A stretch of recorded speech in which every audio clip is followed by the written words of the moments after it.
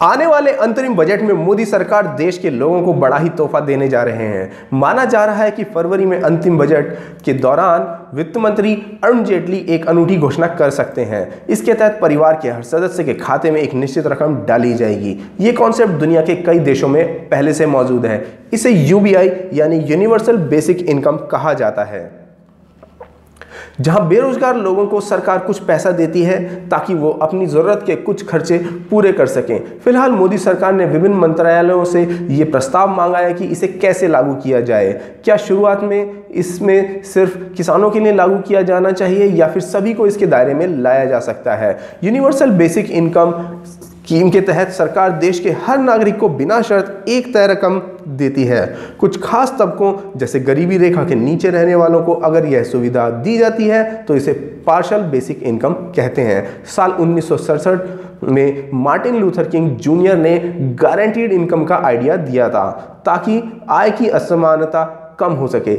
वैसे ये एक सरकारी योजना है जिसके तहत किसी देश की सरकार अपने हर नागरिक को हर महीने एक निश्चित रकम देती है। दरअसल मध्य प्रदेश की बीजेपी सरकार ने एक पंचायत में पायलट प्रोजेक्ट के तौर पर ऐसी स्कीम को लागू किया था, जिसके नतीजे काफ़ी अच्छे आए थे। साल 2010 से 2016 तक चले इस प्रोजेक्ट के तहत लोगों और बच्चों को हर महीने एक निश्चित रकम दी गई थी। इसकी फंडिंग यूनिसेफ से की गई थी और हर महीने पैसा लोगों के बैंक अकाउंट में सीधे पहुंचता था। इसके बाद कई एनजीओ ने सर्वे कर बताया कि लोगों की ज़िंदगी में बेहतर और बदलाव आए हैं।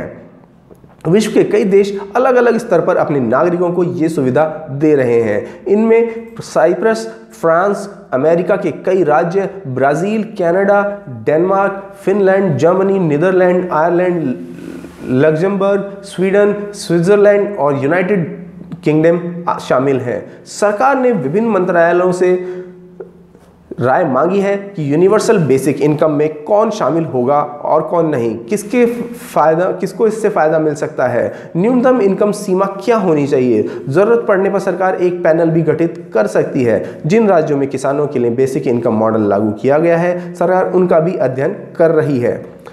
इसे कहते हैं ग्लोबल थिंकिंग, यानी आपने सिर्फ एक वर्ग विशेष यानी किसानों को, हालांकि किसानों से किसी की कोई बैर नहीं है, लेकिन आपने सिर्फ गरीबी में भी सिर्फ एक वर्ग को, एक वंचित वर्ग को ही आपने टारगेट किया। किसने? कांग्रेस ने। मगर जब एक अच्छी सरकार की बात करते हैं तो वो सिर्फ एक सीमा में नहीं बनती है, वो उस हर वंचित परिवार के बारे में सोचती है जिसको उस धन की या किसी भी प्रकार की ज़रूरत होती है।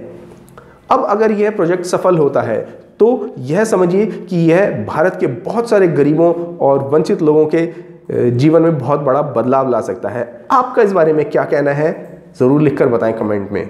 धन्यवाद।